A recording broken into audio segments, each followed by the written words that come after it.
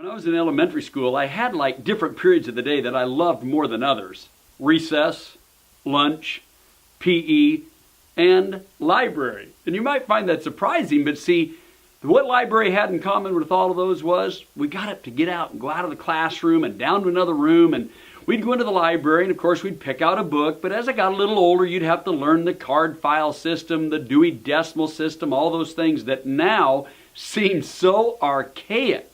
You know, when you think about it now, nearly every major book in every major library in the world is electronically formatted. You can Google it, find it, download it, just like that.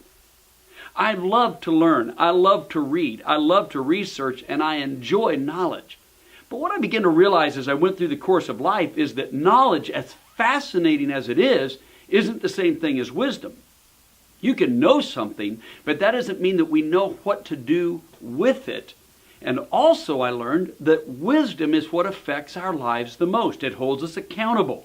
It influences all of our meaningful relationships.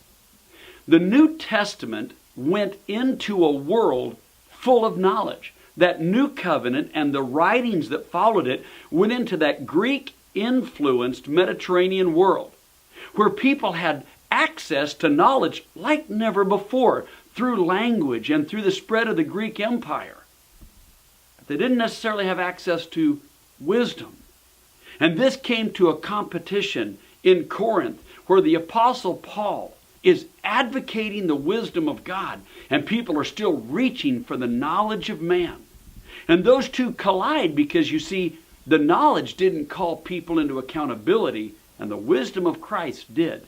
This Sunday morning, we're starting a new series called Christ, the Wisdom of God. Read ahead in 1 Corinthians 1 and 2, and we'll see what that early Greek world has to do with our world today.